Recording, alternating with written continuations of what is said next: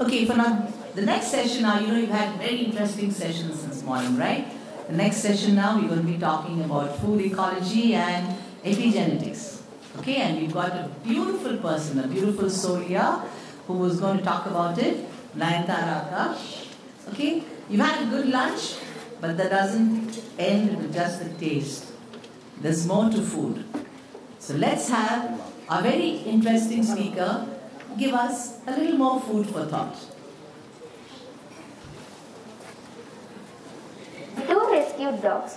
She has been working in Nayanthara Akka is a chef and functional nutrition coach. A mother to two rescued dogs. She has been working in and out of commercial kitchens for the last decade. Nayanthara Akka started her career with Oberoi Hotels and at her last stint was running the circus canteen at Bangalore Creative Circus. NT is constantly searching for the spot where the Venn diagrams meet, specifically looking at longevity of both the planet and humankind through the wide lens of food. Nayanthara Akka, can you please share with us how our behaviors and environment cause changes that affect the way our genes work?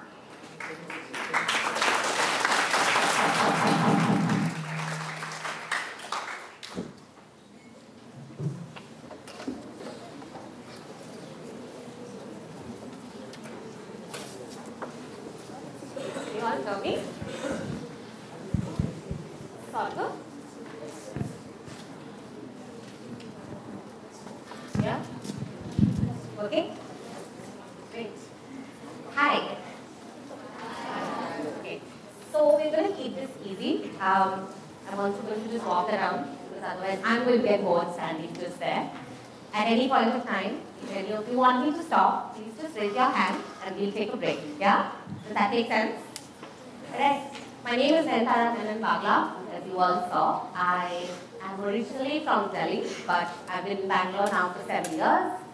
And I've been a chef since I was 18 years old. I kind of skipped college, directly joined kitchens, and I've been cooking for a very, very long time now. And the goal of today is to talk to you about, you've all been talking about climate change, right, since morning. That's kind of why you're here. We're going to talk about how do you make climate change tangible. When you hear the word climate change, it seems like a really big concept, usually, right? What can you do? What can I do? What are the small things all of us can do when we're... Am I still audible? Yeah? Okay. It's okay to switch the mic. Okay, perfect. So we're going to talk about the really small things we can do when we take choices, and especially what goes on our plates and then in us when it comes to our food. Yeah? Alright, great. So the first thing I want to ask all of you is, does everybody here understand the meaning of the word ecology? How many of you know what ecology is? Anybody here? Alright, lovely. Okay, so ecology in very simple terms is the idea of how organisms interact with each other and their physical surroundings. Yeah? Simple? You can all say yes, that'll work, or no. Yeah? Okay, great. I'm so sorry, some of you are on your laptops, I can't see your faces at all. Great, thank you so much. So, that's ecology. You all heard the word epigenetics. Really complex, yeah? Genetics, how many people here have heard? Have you heard the word? Okay, lovely. But what is epigenetics? Upon the gene is the literal translation. But what we are looking at is how you transform the way your genetic expression changes. Okay? When my introduction was being read out, the word longevity was talked about. And I, over the last some months, was exploring what is truly my purpose in life. And it came to the idea of exploring the longevity of humans and of the planet. Yeah? Climate change and humankind in its base nature is a very selfish concept, because all of us are only worried about our survival as a race. The planet, of course, will survive. The planet has survived through millennia of heat and ice and changes, but we are now a cognitive species who's worried about our survival and the survival of our next generation. Yes? So that's the kind of thing we're looking at. How do we make choices with what goes on our plate, which will be good not just for us to live longer, but for the planet also to live longer. Yeah? Does that make sense so far? Alright, great. So, when we talk about biodiversity, it's a very hot word these days. Everybody throws it around all the time. How do you choose biodiversity on your plate? Anybody? Any ideas? No? Okay, good. How many of you know that 2023 is the year of millets? Yeah? Anybody heard that in the last 1 or 2 months? Okay. How many of you eat millets regularly? Do any of you eat ragi? Yes. Sami? No? Do we know names? Foxtail? Yes? Do we know some names other than for that? How many of you eat something like quinoa? Or have heard the name? Alright, great. What were millets and how did millets happen and why did they become such a fancy thing so suddenly? And why is it so important for us to add them to our plates? Anybody has any idea? Have we heard about why nutritionally millets are important? Anyone? No? So what we're looking at is the idea that over many years, India became a mainly rice and wheat eating country. Yes? All of us eat rice or we eat wheat in the form of either roti or dalia, yeah? But that wasn't the history of India. India used to eat different grains at different times of the year. Have you all heard of how produce changes during seasons? Yes. So, when millets started becoming a part of the conversation in the mainstream world again, it happened because India started becoming a very unhealthy nation. How many of you know that India has one of the world's largest population of diabetics? Yeah? Do we know what diabetes is? Yes? Alright, great. Diabetes doesn't just happen because of sugar. It's because of long-term bad diet choices. And the two biggest causes of that was the extreme introduction of wheat and rice. Sugar was secondary. Not all of us eat sugar in every meal, right? But wheat and rice have become a part of every meal we eat. Yeah? Everybody here eats wheat and rice in almost every meal in some shape or form. It's either dosha or idli or upma or bhat of some kind. Yes? Alright, perfect. So, over time what happened was the market and larger government initiatives started reintroducing millets for two reasons. Millets are some of the most drought-hardy crops in the world. Yeah? They require very less water to be cultivated. How many of you know that India and certain parts of the country have been suffering from massive droughts which have led to farmer suicide? Yes? Yeah. So the reintroduction of millets was a part of the plan which was originally supposed to be part of what is called the Green Revolution. Have you all studied the Green Revolution in school? Yes. So that was always supposed to be the second phase. But what happens in the world? When you start earning a lot of money from two crops, which were wheat and rice, millets took a backseat completely. Yeah? And nutritionally and biodiversity-wise, India suffered greatly. The concept of the year of the millets is to bring back millets to the daily conversation for all of you to start making that choice. So here's how climate change becomes tangible.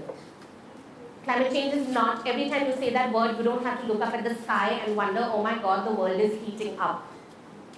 Your choices for climate change can be based on the decisions you make every day.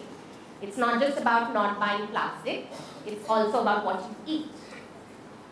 How many of you here have eaten or enjoyed blueberries at some point of time? They can hear my Okay. voice. I'm gonna just pull this, can I pull this forward? I want to show this to you exactly. Yeah? Alright. Okay. Can everybody see this? Yeah. Alright, great. So when I was walking in and I was roaming around, I saw these here. Everybody can see the blueberries? Yeah. We weren't built to eat blueberries. That's not what Indians or South Asians or those of us who live on the subcontinent were meant to eat. But what happened over the years? Blueberries became touted as this great source of antioxidants. Yeah? And a lot of our families, those of us who are very privileged, traveled across the world and we ate berries. Raspberries and blueberries and elderberries. And we started demanding them in India as well. So what did corporations do? They started growing blueberries in artificial environments. Yeah? So here's where all of this ties into the concept of epigenetics. You, who was born and raised in some part of this country, you were built to eat a certain kind of food. Yeah? How many of you like Karela? Yeah? You don't have to raise your hand because I'll scold you. You can not raise your hand, it's perfectly fine. Okay? Alright. How many of you like other gourds like Loki, Pinda, Parval? I'm not talking to the adults. In my opinion, when all of us were growing up, even me for that matter, I grew up at a time when I came back from school and watched Powerpuff Girls, okay? That's how old I am, by the way. The Powerpuff Girls hated broccoli. Yeah? How many of us know that Western cartoons that we all grew up watching hated broccoli? Why? Broccoli had nothing to do with you or me. Broccoli appeared in the Indian market less than 10 years ago, 15 maybe. But I genuinely believe Indians become adults the day they start liking all types of gourds. Does that make sense to anybody? Aren't you often told at home, listen, when you grow up, you'll like Karela, okay? It'll happen. Yeah? So the concept is simple. You were not built, your grandparents, your great-grandparents' genes were not built to eat blueberries or broccoli. You were not meant to eat cauliflower in the middle of the summer. When does cauliflower traditionally come into the market? Does anybody know? Traditionally. Winter, yes. But how many of us now find cauliflower almost as big as my face all time of year? Yes? Okay. How many of you have heard of things like cauliflower rice and cauliflower waffles and cauliflower everything? Do you know why that happened? Over the years, as more and more genetic modification to cauliflower happened, cauliflower lost its traditional taste. For any of us who grew up in the northern parts of India, cauliflower was a big part of our winter rituals. It had this slightly sweet taste, which was perfect for parathas. For me, in my family, that was a big part of knowing that winter is here. Over time, seasons, especially when it comes to food crops, have disappeared. You get everything all around the year. Yes? How many of you, besides mangoes, associate certain foods only with summer? We're almost hitting spring and summer. Anybody here? Yes? Watermelon. Watermelon. I said mango already. Something else? Jackfruit. Jackfruit. Lovely. Ripe jackfruit or raw jackfruit? Right. Lovely. Yes? Yeah? Lychee. Yeah, okay. Muskmelon. Muskmelon. Alright. Interesting. Ice apple. Ice apple. What do we call ice apple otherwise? Tatgola. Yes? Guava. Alright. Lovely. Yes, tell me. Plums. When do plums come? Do you associate plums with summer? Alright. Lovely. So, how many of you know, someone said watermelons. We're going to run with watermelons for now. Which watermelons do you get in the summer? Do you, sorry? Smart. Nice guys. So you traditionally see the smaller watermelon, which is completely usually dark green in color. And then you also see the light green with stripes. Yes. Where do watermelons grow, my friends? Nice. Underground. Anybody with an educated guess, a little bit more educated guess? The leaves are creepers, but do you think a watermelon just 10 kilos will go up on a creeper? Alright. Watermelons traditionally grew on sandy riverbeds. Yeah? Which is why when you bought watermelons in actual summer, they used to have a small white or yellow spot at the bottom because the sunlight wouldn't hit that spot. But now you pretty much get watermelon all year round, especially the dark green one.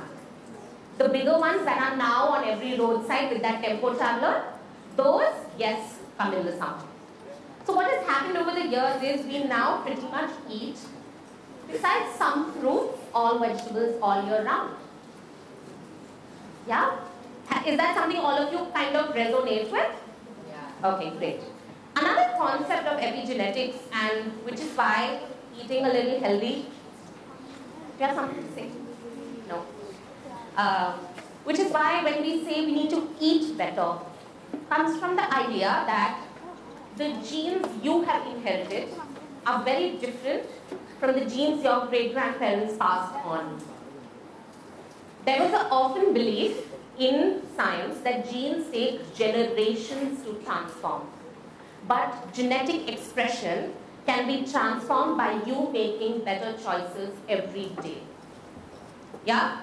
Does that make sense? Yeah. So a lot of us were born with what we call genetic wealth. When you have people, let's take the example of someone who say, does everybody here understand the concept of a supermodel?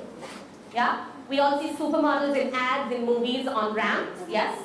These are people who are traditionally beautiful. They are tall. They have a body structure which is aspirational, yes? Does that make sense? Yeah. But what happens? They become beautiful because they received a certain set of genes.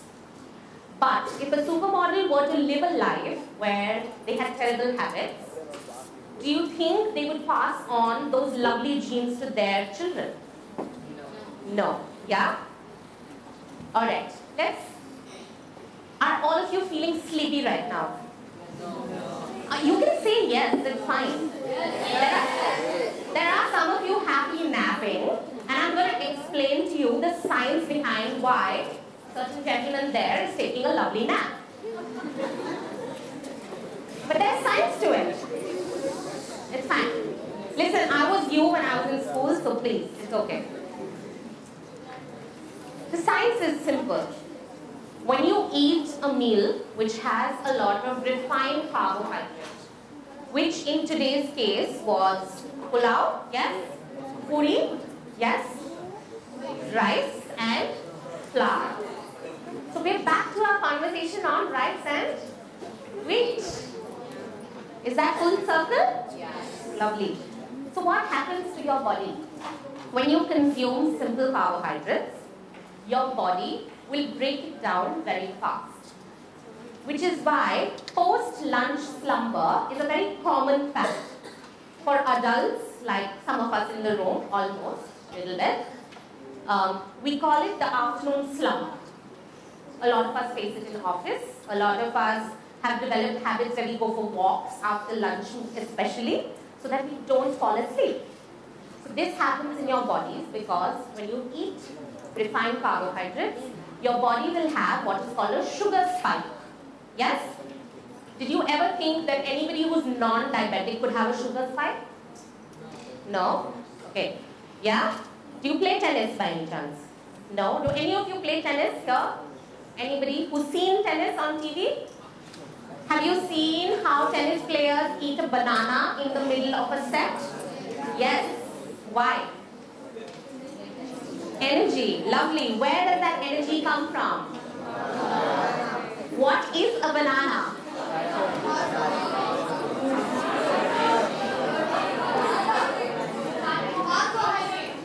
Sucrose. Pure sucrose. Sorry, what did you say? Pure sucrose.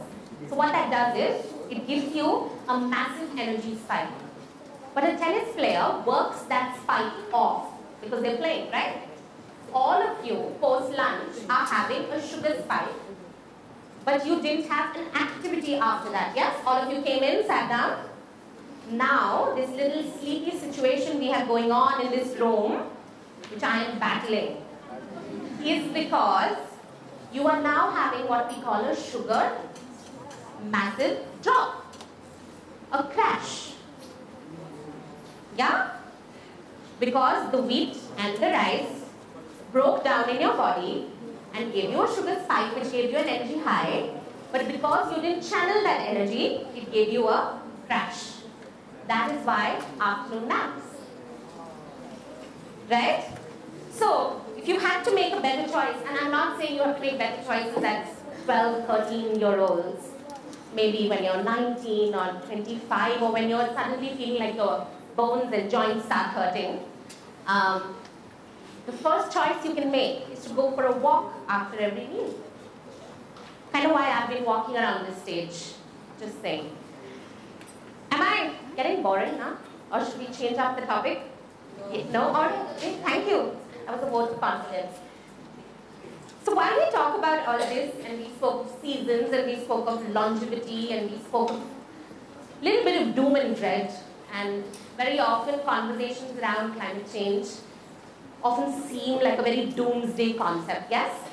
Do all of you feel that? Does anybody here feel that climate change is too big? Like it's this massive concept and you can't grasp it. Do you feel that? Do we have 50-50 yes and no? Okay, great, that's great. I'd love to hear from the people who say no. What do you think it is that you can do to not resolve, but make small steps towards resolving climate change? Sorry? Yeah, how? Okay. Okay, lovely. And from the food angle, what can we do? Is it agriculture? And that's, yes ma'am. Lovely, alright. So that's also agriculture at some level. We're going to come to the last part of this conversation. So, do I have all ears and eyes open? Yes. That's great. So, when we talk of agriculture, all of you have been hearing about droughts and floods in equal measure. Yeah? So, one thing I said in between when I was describing what epigenetics really is, it's not genetic modification, it is modification of gene expression. Yeah? And I'll kind of break that down. So, say you were to move from here, let's say you move to Germany, alright? A much colder nation, you're used to warm, subtropical, tropical climate. You move from here. I know for a fact, most of us who move across the world take a few years to actually properly adjust to climate, especially much colder spaces. What will happen over time is, so say for example, someone like you who lives here is built to eat a millet. I mean globalization, so everything's available everywhere, just like you eat blueberries, they eat millets. You'll find food which is built for you. But it will take, and when we say genetic expression modification, it could be something as simple as, don't know if I'm allowed to talk about this. Okay. So say for example, someone in your family or in your extended circle is someone who smokes cigarettes. But say after about 5 years of smoking, they quit. The modification that has happened to their genetic expression in those 5 years is a lot. But post 5 years of quitting, the gene modification will again begin. So your good habits versus your bad habits change your genes fast enough. Yeah. Yeah? Thank you. You're most welcome. Thank you so much. Give me the mic here. Give it to Yes. Just keep the mic here.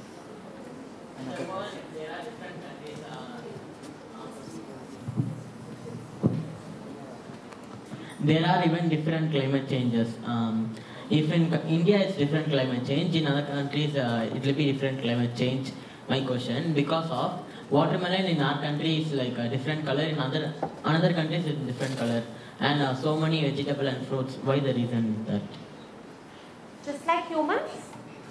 In India, Yeah, I climate change understood is your another. question. Yeah, I understood your question. You're saying, how does variety change across the world, right? we'll take the example of humans very simply. What you look like versus somebody who lives in the western part of Europe, you look very different, right? It's because of race, right? We all evolved into different races. Pretty much the same with fruit. Every fruit, every vegetable has a genus or familia that they get sorted into. So watermelons across the world will of course be different. For example, if you travel to Japan, you'll probably eat square watermelons because they grow them in plastic boxes. But that was a joke. You were supposed to laugh. It didn't land. Right? No.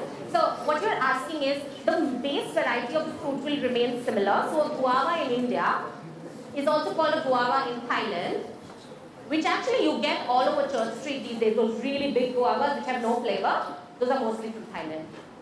They're not Indian. Whereas you have guavas which are pink, which are white. That's just natural animal familial changes. You will study that in biology in the next few months, I'm guessing actually. Yes, please, at the back there. I'll come to you, I remember. How does our genetics get affected by eating different variants of crops or food due to its resilience?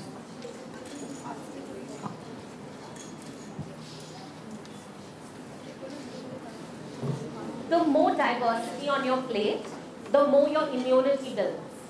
So when your immunity builds more and you become more accustomed to eating a variety of food, the better or the stronger your genetics become. Yeah? Thank you. Yes, ma'am. Lovely to meet you, Jacqueline. Tell me. Ma'am, you said that you have been to Kashmir, Delhi and Bengaluru. So which place do you think is most suitable for agriculture? Oh, it's a very subjective question. I'm going to answer that in a very simple way, which is to say that every part of a country like India, which is primarily still agrarian, is suitable for different kinds of agriculture. So what grows in Kashmir ideally should not grow here in the same fashion. We can grow different rice as a simple example. We could grow different varieties. That's the way we have to adapt. But every part of this country, we have always been told that the plains of the Ganga are the most fertile soil, which is because vegetable is a river basin, of course, and multiple rivers feed into it, it's alluvial soil. Have you studied that yet in geography? Have you studied river systems? Thank you. Yes. Oh my God. Heavy, heavy. So she asked me, how is the food industry affecting climate change? How many of you know that when we say food aid, that's a very wide concept, yeah? From production till all the way to the end, it is one of the world's most polluting industries and also one of the largest waste generation industries. We're all trying to solve for that in small ways, but on a much larger scale, it is an industrial level. And I know I'm answering a question for someone in the front, but the resolution for this will come at multiple levels of both government and big industries coming together. It's going to be a hard one. We'll hopefully get there. I think all of us are in that same world where we're trying to solve for food waste in general. Yes. Done? Now for the last question, please. Yes. Oh, okay. You can just talk loudly. Fine. Yeah, take it. Thank you. Do you think that current trends, or which affects our diet as such, they have come up with eating avocados because they have everything in it. So that's not what we have been eating from our heritage. But do you think trends are influencing the way we eat? And there is no way that we're going to stop that. Like, it may take more than a decade to stop it. Because right now Gen Zs are obviously, trends are everywhere. Are these days Gen Z or even, what are they called? What are you guys called? Generation Z. Gen Z? Oh, okay. Okay, cool. Avocados are a great story.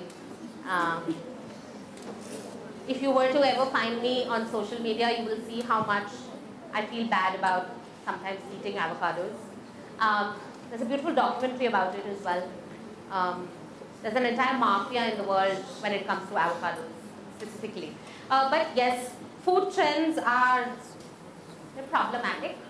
And yes, they influence the way we eat, which is why they're called trends. Whether it's certain kind of diets which are prescribed around the world, where we don't know what they will really do to us 40 years, 50 years from now. Technically, when you speak specifically of avocados in the Indian context, the Deccan belt, they grow traditionally here. Here, Coorg, Chikmagalur, Kodai.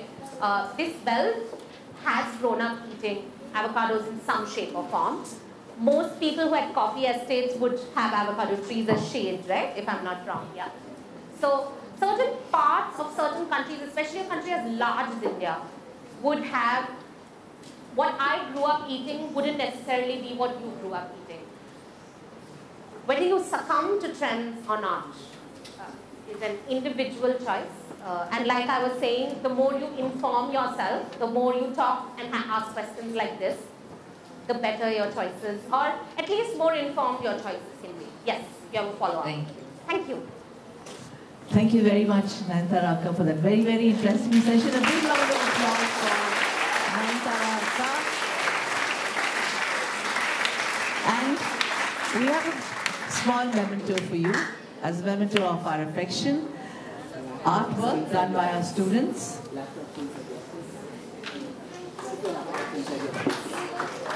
Thank you so much for being with us today and for that very interesting talk. Thank you so much.